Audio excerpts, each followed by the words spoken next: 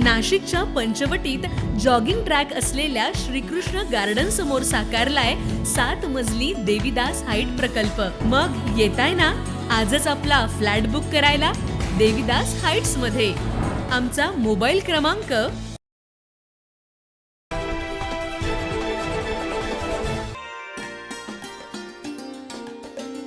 नाशिक महानगरपालिका निवडणुकीच्या रणधुमाळीत प्रभाग क्रमांक 10 भाजपचा बालेकिल्ला ठरताना दिसतोय।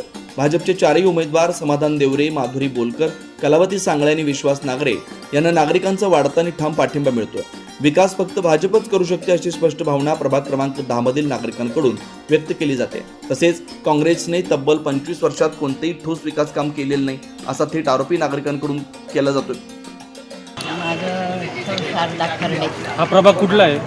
प्रभाग क्रमांक किती? प्रभाग 10। काय सांगाल, भाजपचं या ठिकाणी प्रचारपत्रक वाटप आहे, कशा पद्धतीने त्यांनी आजवर कामं केलेली काय सांगाल?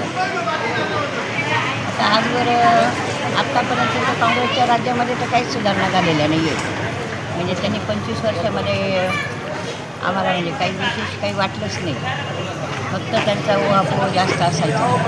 आता आपले जे भाजपचं सरकार येतं आहे तर आपलेच उमेदवार भाजपचे असावे, यांचं कार्य विकास कार्य वगैरे आपल्याला दिसतं आहे आणि शून्यातून हे कामं करतात आहे। अडीअडचणी यांना म्हणजे विकास हा त्यांचा महत्त्वाचा ध्येय आहे। विकास काय साधायचा प्रयत्न करता येतो आणि आम्ही सामान्य लोकांच्या ज्या काही अडीअडचणी आहे, रस्ते, पाणी, सुविधा, याचा आम्हाला म्हणजे वाटतं आहे बा प्रगती। आता आमच्या प्रभागामध्ये तर इथे हे हा जो 60 फुटी रोड आहे, या 60 फुटी रोडला त्यांनी चांगला प्रतिसाद द्यावा, डिवायडर करावं, सिग्नल करावा अशी आमची अपेक्षा आहे। सुरक्षितता आम्हाला महत्त्वाची आहे। कोरोना महामारीच्या काळात भाजपच्या लोकप्रतिनिधींनी केलेली मदत नागरिकांच्या अजूनही लक्षात आहे। त्याच विश्वासाच्या जोरावर आता भाजपचे उमेदवार कुंभमेळ्यासाठी भरीव निधी, दर्जेदार पायाभूत सुविधा आणि सर्वांगीण विकासाची ग्वाही देत आहेत। प्रथम सगळ्यांना नमस्कार। आज 6वा दिवस प्रचाराचा खूप चांगला प्रतिसाद मिळतोय, कारण की जे कामं आम्ही 5 वर्षात केलं त्याचा खूप मला चांगली पावती मिळते। आणि कोरोना काळामध्ये आपण अन्नदान केलं, लसीचा चालू केल्या, खूप अशा फवारण्या केल्या, खूप असे कार्यक्रम आपण कोरोना काळात केलेले आहे। दररोजचं आपण 2000 लोकांना जेवण देत होतो कोरोना काळामध्ये कंटिन्यू। म्हणजे कोरोना काळात आपण जेवढे दोन्ही वेळेस कोरोना आले त्यावेळेस दोन्ही वेळेस काही काही योजना आपण चालू केल्या होत्या। आज नागरिकांचा प्रतिसाद खूप चांगला आहे। जेव्हा आपण 9 वर्ष झाले होते, आज मला 4 वर्ष तर प्रशासनच बसलेलं होतं, त्यानुसार आपण कंटिन्यू लोकांच्या संपर्कात राहिलो, कोणाच्या अटी अडचणी परत सोडत गेलो। त्या मार्गानुसार जेव्हा आम्हाला निधी नव्हता तेव्हा आमदारांनी आम्ही भरपूर कामं केले। रस्ते असतील, 2 कोटीचे रस्ते विश्वासनगरला घेतले, 2 कोटीचे रस्ते राधाकृष्ण नगरला मंजूर झालेले आहेत। त्यांना आता इलेक्शन नंतर ते कामं चालू होतील। रेणुका माताचं सभा मंडप असेल, जाधव संकुलचा सभा मंडप असेल, असे भरपूर कामं आपण आमदारनीतनं करत गेलेलो आहे। त्याच्यामुळे लोकांचा प्रतिसाद खूप चांगला आहे। मी सगळ्यांना एकच माझ्या मतदारबंधूंना एकच सांगते की भारतीय जनता पार्टीचे 4ही उमेदवारांना प्रचंड मताने विजयी करा, एवढंच सांगू। नमस्कार। खरोखर आम्हाला नागरिकांचा जो प्रतिसाद बघितला की केलेलं काम वाया जात नाही। आम्ही 4ही उमेदवारांनी कोरोना काळापासून केलेलं जनतेला जे काही आम्ही सहकार्य केलं होतं त्यांचं प्रायचित्त बघितलं तर रोज आम्हाला वाटतं की 100 ते 150 लोक नुसते पूजेला घरात बोलवतात।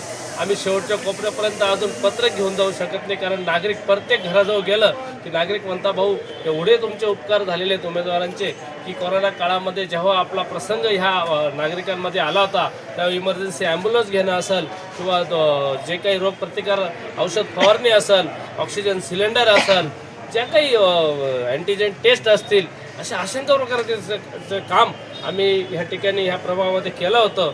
आणि त्याचं प्रायचित्त म्हणून नागरिकांनी सांगितले गेल्या 5 वर्षापासून केलेली सेवेचं आम्ही 4ही उमेदवारांना नक्कीच त्याचं फळ देऊ।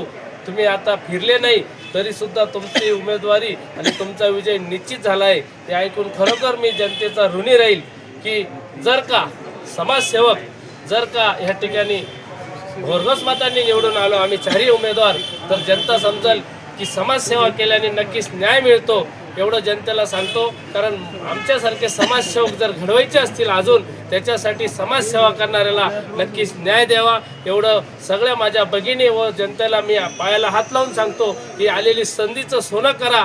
आम्ही 4ही उमेदवार पुढील 5 वर्षामध्ये नक्कीच तुमच्या सेवेशी राहू एवढं मी शब्द देतो. थांबतो. जय हिंद, जय महाराष्ट्र, जय श्रीराम. प्रचार सुरू होऊन आज 6वा दिवस आहे. मतदारांचा उदंड असा प्रतिसाद आम्हाला मिळत आहे आणि संपूर्णपणे प्रभागामध्ये भाजपचंच वातावरण आहे. अनेक भागामध्ये जात असताना अनेक ठिकाणी म्हणजे आम्ही कॉलनीपासून सुरुवात केली तर आज आम्ही राज्य कर्मचारी वसाहतीमध्ये फिरत आहोत आणि फिरत असताना आमच्या एक लक्षात येत आहे की पक्षाने केलेली कामं, पक्षाची ध्येय धोरणं, केंद्रामधलं सरकार अतिशय चांगल्या पद्धतीचं काम करते, राज्यामधलं सरकार पण काम करते. मग लोकांची अशी भावना आहे तर केंद्रात, राज्यात आणि जिल्हा स्तरावरती किंवा महापालिकेमध्ये सुद्धा भाजपचं सरकार आलं पाहिजे असावं, अशा भावनेने लोक आम्हाला उदंड असं प्रतिसाद देऊन आम्हाला सहकार्य करत आहे. आम्ही मतदारांना एवढंच आवाहन करतो आपल्या माध्यमातून, येणाऱ्या 15 तारखेला कुठल्याही भूलथापाला बळी पडू नका. स्वच्छ चारित्र्यवान लोकांच्या पाठीमागे उभे राहा आणि भाजप कमळ या निशाणीवरती बटन दाबवून आपण भाजपच्या 4ही उमेदवारांना या ठिकाणी आपण प्रचंड मताने निवडून द्या अशी कळकळीची विनंती करतो. तसेच प्रभाग 10 मध्ये अ गटातून विश्वास चिंतामण नागरे ही उमेदवारी करत आहे. ब गटातून माझी पत्नी कलावती इंद्रवान सांगळे उमेदवारी करत आहे. क गटामधून आपल्या माजी नगरसेविका माधुरीताई गणेश बोलकर ह्या उमेदवार आहेत आणि ड गटामधून आपल्या राज्य कर्मचारी वसाहतीत राहणारे आणि सर्वांच्या परिचयात असणारे समाधान भाऊ देवरे हे ड गटातून उमेदवारी करत आहे. या चौघांना प्रचंड मताने आपण निवडून द्यावं असं आपल्याला आवाहन करतो आणि थांबतो. जय श्रीराम. सर्वांना जय श्रीराम. प्रभाग क्रमांक 10 मध्ये गेल्या 8 दिवसापासून फिरत असल्या दिसतंय का भरपूर कामं झालेले आहे, पण राहिलेले जे कामं आहे काही कोरोना काळात निधी नसल्यामुळे थांबले होते आणि 4 वर्षात तर नगरपालिकेचं इलेक्शन झालं नाही, त्याच्यामुळं कोणी पदाधिकारी नसल्यामुळं काही करता आलं नाही. पण आज जे लोकांमध्ये फिरतोय आम्ही केलेलं पूर्वीचं काम हे गेल्या 30 वर्षापासून आमचं काम आहे. जेव्हा आपल्या फाश्या डोंगराजवळ कचरा डेपो येत होता त्यात पहिला आम्ही मोर्चा काढून तो कचरा डेपोच आपल्या इथून हलवला आणि पिंपळगाव बावलावासियांनी गावचं शेत जे होतं 65 एकरचं 48 एकरचं ते जलनगरीला दिलं पाण्याच्या टाकीला. ते नाशिक शहराचं पाण्याचं प्रश्न सुटला. यानंतर आम्ही जे वेगवेगळ्या माध्यमातून गोरगरिबांचे कोणताही प्रश्न असो म्हणजे त्याच्या लग्नाचा असो किंवा त्यांच्या कोरोना काळात तर मी स्वतः मोठमोठे धान्याचे किट करून वाटलेले आहे, भाजीपाले वाटलेले आहे आणि भरपूर असे कामं आता तर सांगायला कमी पडतील इतके कामं केलेले आहे. लोकांचं हेच म्हणणं झालं की तुम्ही एवढ्या दिवसापासून चांगलं काम करताय तर आम्हाला आमच्यापर्यंत यायची गरज नाही आहे, तुम्हाला आम्ही निवडून देणार आहे आणि जर चांगल्या काम करणाऱ्या माणसाला लोक निवडून देणार असतील तर इथून पुढे चांगले काम करणारे माणसं निर्माण होतील. हे एक ह्या माध्यमातून लोकांना हे जाईल. नागरिकांना काय आवाहन करणार आपण? नागरिकांना सर्वांना सांगतोय का भारतीय जनता पार्टीच्या उमेदवारांना निवडून द्या. सत्ता केंद्रामध्ये भारतीय जनता पार्टीची आहे, महाराष्ट्रात सत्ता भाजपाची आहे, नाशिकचा महापौर भाजपचा बसणार आहे. येणाऱ्या काळात कुंभमेळा आहे, कुंभमेळ्यामध्ये आपल्याकडे शासनाचा मोठा निधी येणार आहे. त्या निधीमध्ये आपल्याला कसा जास्तीत जास्त निधी आणून आपल्या प्रभाग क्रमांक 10चं एकदम नंदनवन करता येईल हे करण्यासाठी तुम्ही 4ही लोकांना निवडून द्या. ही मी सर्व महिला भगिनी आणि माझ्या बंधू आणि पितृतुल्य समान लोकांना सगळ्यांना मी पायाला हात लावून दंडवत करून त्यांना सांगतो का तुम्ही आम्हाला मतदान करा.